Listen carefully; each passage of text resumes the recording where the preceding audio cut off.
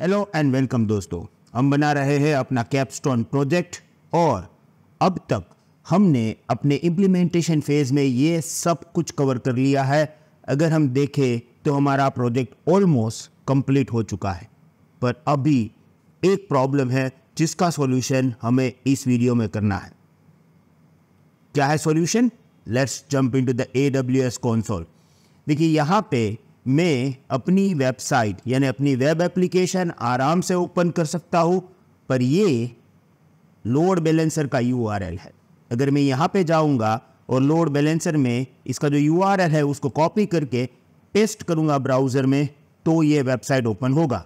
Same way हमने test app भी बनाया था और टेस्ट ऐप से हमें पता चल रहा है कि देखिए ये जो मेरा सर्वर है वो दोनों EC2 इंस्टेंस में से ओपन हो रहा है। मैं 2-3 बार रिफ्रेश करूंगा तो ये P मिल जाएगा। यह B205 है। फिर से रिफ्रेश करते हैं, अभी आ गया 147। यानी कि सब कुछ सही तरीके से चल रहा है, पर ये जो नाम है URL है ये AWS लोड बैलेंसर का URL है। हमें ये नहीं चाहिए, हमें अपनी कंपनी का नाम चाहिए और इसके लिए हमें यूज़ करना पड़ेगा DNS डोमेन नेम सर्विस। और AWS में DNS सर्विस जो है उसको हम बोलते हैं रूट 53। तो आज इस वीडियो में हम हमारा लास्ट स्टेप कंप्लीट करने वाले हैं, integrate route 53 for domain management. So let's understand route 53 right now.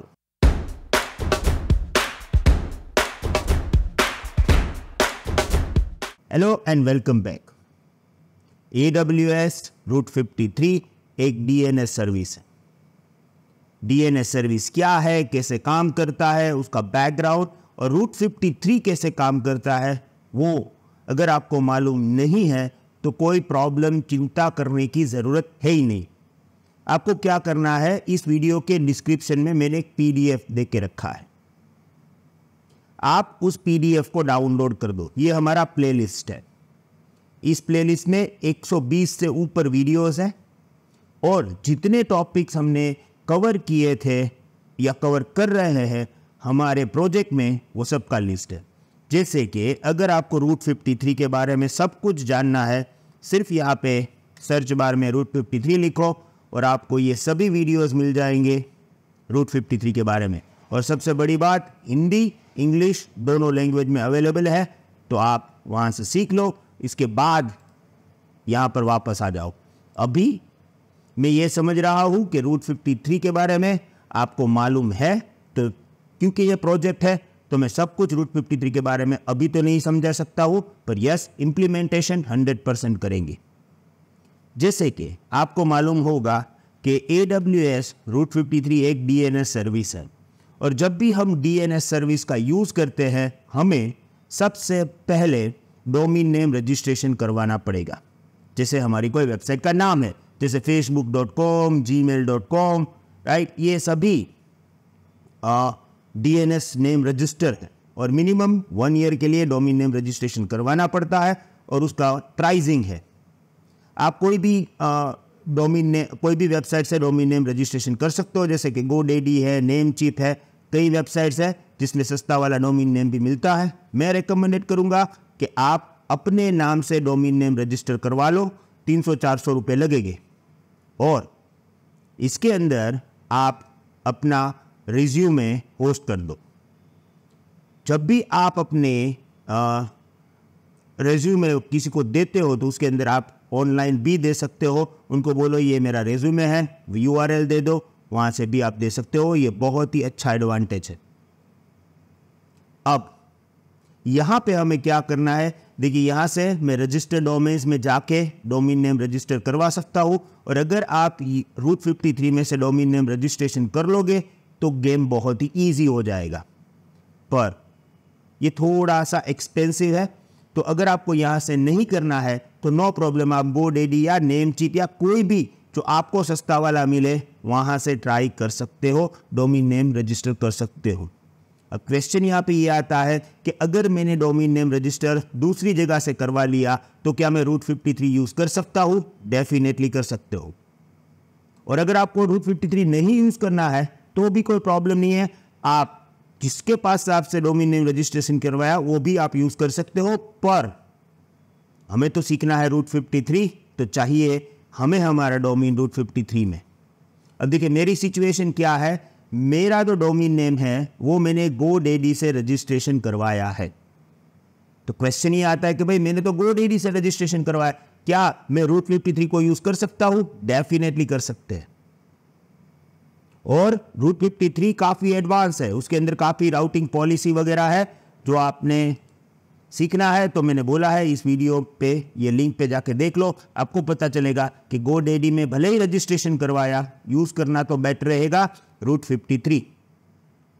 अब ये मेरा एक डोमेन नेम है जो मैंने सिर्फ लर्निंग के लिए रजिस्टर करवाया है, तो ये GoDaddy में है, राइट। तो सबसे पहले मुझे क्या करना पड़ेगा, शिफ्ट करना पड़ेगा, सेटिंग करना पड़ेगा कि भाई मेरा जो डोमेन नेम रिजोल्यूशन है वो कहाँ चला जाए, रूट 53 में चला जाए, GoDaddy ना करे।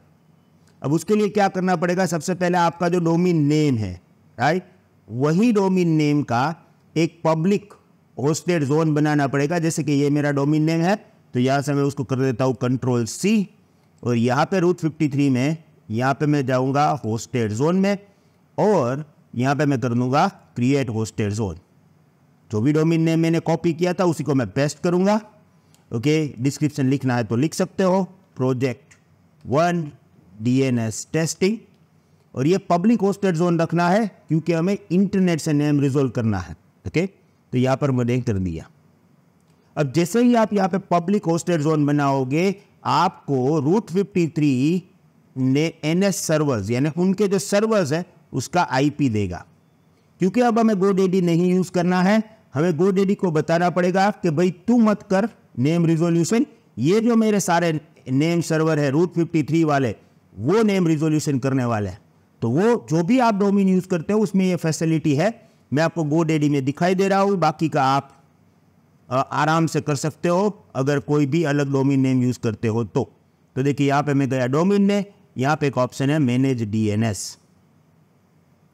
अब जैसे ही मैं मैनेज DNS में जाऊंगा वहाँ पे मुझे कई सारे ऑप्शन आएंगे, उसमें से एक ऑप्शन है नेम सर्वर्स। ये सभी DNS में आएगी, GoDaddy में आएगी ऐसा नहीं है, नेम चिप या कोई भी आप डोमेन नेम यूज़ करो ये ऑप्शन वहाँ पे है। अब यहाँ पे मैं करूँगा चेंज नेम सर्वर। देखिए ये GoDaddy के सर्वर्स है, मैं उनको बोलूँगा नहीं मुझे रूट 53 के चाहिए। तो यहाँ से मैं अब गया अपने डोमेन में, और यहाँ पे मेरे पास 4 है, तो मैं step by step Ctrl+C paste, Ctrl+C Ctrl+V add name server,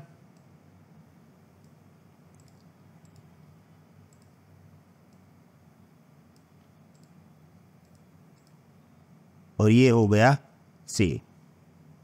बस इतना ही काम करना है। अब आप शिफ्ट हो चुके हो कहाँ से, GoDaddy से रूट 53 में। ओके, फिर से एक बार वेरीफाई कर लेंगे कि यहाँ पे चारों नेम सर्वर आ गए हैं कि नहीं आ गए। हेलो दोस्तों, मैं हूँ Bhavesh Atara, trainer and founder CloudFox hub. सबसे पहली बात, अगर आप क्लाउड कंप्यूटिंग सीखना चाहते हो तो क्यों सीखना चाहते हो? डेफिनेटली पैसा कमाने के लिए, जॉब लेने के लिए। अब अगर मैं आपको बोलूं कि क्लाउड कंप्यूटिंग कर लो, जॉब ही जॉब है, तो क्या आप मेरी बात मानोगे? मैं बोलता हूं मानो ही मत। क्यों? क्योंकि मैं जो बोलूंगा उससे दुनिया नहीं चलती है, दुनिया चलती है डेटा से, दुनिया चलती है फ्यूचर प्रिडिक्शन से। वैसा ही एक prediction every year world economic forum करता है, और ये लोग उनको बोलते हैं फ्यूचर ऑफ जॉब्स रिपोर्ट। ये एवरी साल करते हैं, और इस साल यानी लास्ट ईयर 2023 में उन लोगों ने जो सर्वे किया था उसका एक PDF मेरे पास है, मैंने डाउनलोड किया, आप भी कर सकते हो और देख सकते हो। अगर आप यहाँ पे देख के सर्च करोगे क्लाउड कंप्यूटिंग तो यहाँ पे आपको पूरा डेटा मिलेगा। अभी मैं आपको सिर्फ ये डिटेल दे रहा हूँ, मैं ये चाहता हूँ कि आप इस पीडीएफ को पूरा रीड करके उसमें जो भी डेटा है, फ्यूचर जॉब प्रिडिक्शन क्या है, वो देख के समझ के क्लाउड कंप्यूटिंग सीखना तय कर लो। और अगर आपने क्लाउड कंप्यूटिंग सीखना है तो क्लाउड फॉक्स हब से बेटर पार्टनर आपके लिए कोई नहीं रहेगा। यहाँ पे चलते हैं और डेटा देखते हैं। देखिए, with in technology adoption, big data, cloud computing and AI features highly on a likelihood of the adoption. More than 75% of companies are looking to adopt these technologies in next 5 years. सोचो, दुनिया की 75% companies cloud computing का use करेगी तो उससे job कितना build होगा, कौन सी कंट्री में कितना बिल्ड होगा, इससे क्या फर्क पड़ेगा, ये सब रिपोर्ट इस पर्टिकुलर फाइल के अंदर है। मैं पूरी डिटेल आपको अभी नहीं दे सकता क्योंकि लिमिटेड टाइम में मुझे आपको बहुत सारी चीज़ें समझाना है, इसलिए आप ये पीडीएफ को ज़रूर रीड करके अपना फ्यूचर डिसीजन ले सकते हैं। अब अगर आप जब भी डिसाइड करो कि आपको क्लाउड कंप्यूटिंग सीखना है तो इंडिया में क्लाउड कंप्यूटिंग सीखने के लिए best partner cloud fox hub है। और जैसे ही आप हमारी वेबसाइट के कोर्स सेक्शन में जाओगे, आपको यहां पे लिस्ट मिलेगा हमारे सभी कोर्सेज का, और यहां पे आप डेफिनेटली कंफ्यूज हो जाओगे। क्यों? क्योंकि आप ये डिसाइड नहीं कर पाओगे कि कौन सा कोर्स आपके लिए सूटेबल है। इसीलिए हमने एक पूरा कंपैरिजन चार्ट बनाया है। आप इस चार्ट को डाउनलोड कर लो और समझ लो कि हमारे जितने कोर्सेज हैं उसमें क्या क्या डिफरेंसेस है। हमारे कोर्सेज हाइब्रिड है, यानी ऑन डिमांड ट्रेनिंग है, लाइव क्लासेस है, हैकेथॉन सेशंस है, 5 प्रोजेक्ट्स हैं, और ये सभी ऑप्शंस अवेलेबल हैं in the different packages.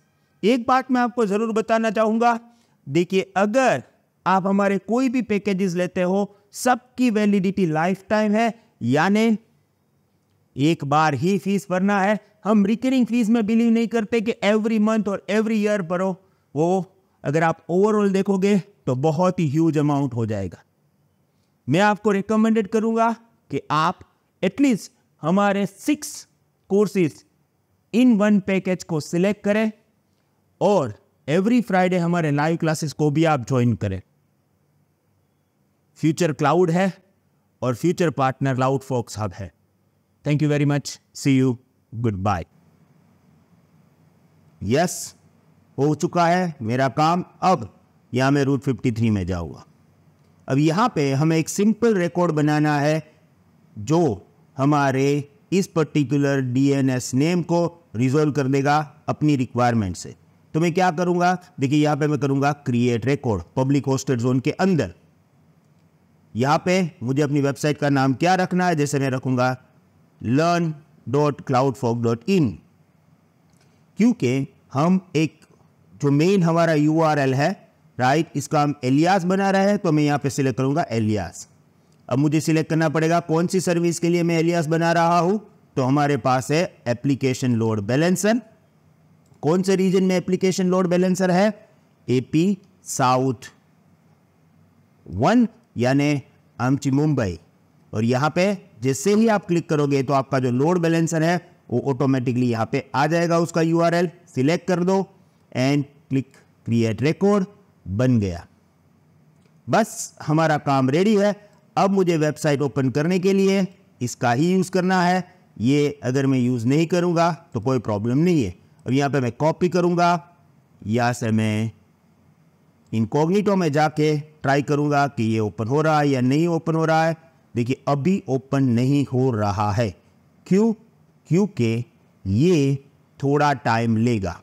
Okay, और इसके लिए हमें वेट करना पड़ेगा। तो जैसे ही ये वेबसाइट ओपन होगा आई विल बी हियर, और उसके बाद टेस्टिंग करके देख लेते हैं। ओके, मुझे 10 मिनट तक वेट करना पड़ा और अब आप देखिए I am able to open the website using name. Okay, तो अभी हमारा DNS भी एकदम परफेक्ट चल रहा है। यहाँ पे मैं अगर टेस्ट वेबसाइट ओपन करूँगा तो वो भी ओपन होगा, सिर्फ मुझे यहाँ पे URL के साथ 8080 देना पड़ेगा। ओके, यहाँ पर भी हमारे जो IP एड्रेस है वो चेंज होते रहेंगे। सॉरी, मैंने इंक्रीज लोड कर दिया था, लेट मी रिफ्रेश, कैंसिल कर दूँ। 205 और उसके बाद थोड़ी देर में चेंज हो जाएगा और फिर हमें मिलेगा दूसरा IP 147। ओके, ये दोनों हमारे यहाँ पे जो सर्वर है EC2 में उसी के IP है। तो इस तरह से DNS काम कर रहा है। अब ये दोनों यही DNS नेम है, राइट? ये सर्वर 1 का और ये सर्वर 2 का। अब अगर आप यही प्रैक्टिकल कर रहे हैं और आपको ये ओपन नहीं हो रहा है, जैसे अभी अगर मैंने यहाँ से नेम से वेबसाइट ओपन किया और 10 मिनट 15 मिनट राह देखने के बाद भी नहीं ओपन हो रहा है, तो आपको एक काम करना है, go to the command prompt और यहाँ पे कमांड देना है ipconfig/flush DNS। ओके, जिससे क्या होगा, DNS रिजॉल्वर कैश क्लियर हो जाएगी और उससे थोड़ा सा जल्दी आप अपनी वेबसाइट या वेब ऐप को ओपन कर सकते हैं। ओके, तो ये था हमारा full and final project, but picture अभी बाकी है मेरे दोस्त, क्योंकि अब हमें करना है टेस्टिंग एंड ऑप्टिमाइजेशन फेज। हो गया काम, पर अगर रियल वर्ल्ड में हम उसके ऊपर लोड डालेंगे तो क्या काम होगा? अगर मैं किसी सर्वर को डिलीट कर देता हूँ या टर्मिनेट करता हूँ तो क्या अनइंटरप्टेड सर्विसेज से एक्सेसिबिलिटी हो रही है? ये सब कुछ हमें देखना पड़ेगा। तो स्टे ट्यून। और यस, आपको मालूम है कि आप क्लाउडफॉक्स कम्युनिटी मेंबर भी बन सकते हो, तो नीचे डिस्क्रिप्शन में हमारी वेबसाइट सब कुछ डिटेल दिया गया है, एक बार मेंबर बन के देखो। क्योंकि अगर आपको लर्निंग प्रोसेस में डबल मज़ा चाहिए, आपको इंस्टेंट हेल्प चाहिए, तो क्लाउडफॉक्स कम्युनिटी मेंबर बन सकते हो। हमारी फीस बहुत ही लोएस्ट है और दूसरी बात, नो कॉस्ट EMIs भी अवेलेबल है, तो इवन 800-900 रुपीज़ पर मंथ में भी आप क्लाउडफॉक्स मेंबरशिप ले सकते हो। Thank you very much. See you in the next video. Have a nice day. Good bye.